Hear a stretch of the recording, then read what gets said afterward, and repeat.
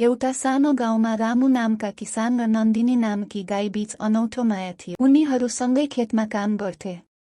रामु बिहान नन्दिनीलाई पानी खुवाउँथ्यो, दूध दुहुँदै माया गर्थ्यो र उसको सन्तोषपूर्ण अनुहार हेरेर मुस्कुराउँथ्यो। गाई पनि उसको मालिकसँग कहिले अलग हुन चाहदैनथी। तर एक दिन ठूलो खडेरी आयो, खेतहरू सुके, पानी सकियो र गाउँको जीवन अस्तव्यस्त बन्यो। रामुलाई गाईलाई खाना र पानी जुटाउन पनि गाह्रो हुँदै गयो। छिमेकीहरूले नन्दिनीलाई बेच्न सुझाव दिए। तर रामु सोच्दथ्यो, नन्दिनी त केवल गाई होइन, मेरी साथी हो। म यसलाई छोड्न सक्दिन। गाईले पनि उसको अनुहार हेर्दै आँखा झिमिकाउँदै साथ छोड्ने संकेत कहिल्यै दिइन। सुक्खाका कठिन दिनहरूमा रामु र नन्दिनीले सँगै खेत खने, माटो उब्जाउने प्रयास गरे र आखिरकार एक दिन ठूलो वर्षा भयो। वर्षापछि खेतहरू हरियो भए। रामुको जीवनमा खुसी फर्कियो। एक बिहान नन्दिनीले बाछा जन्माए। रामु नन्दिनी र उसको बच्चालाई सुमसुम्याउँदै भन्छ, साँचो प्रेमले कहिले हार्दैन। तिमी मेरो परिवार हौ। गाउँलेहरूले पनि रामु र नन्दिनीको बन्धनलाई आदर्श मान्न थाले। मान्छे र जनावर बीचको साँचो प्रेमले कुनै पनि समस्या जित्न सक्छ। निस्वार्थ माया नै सबैभन्दा ठूलो शक्ति हो।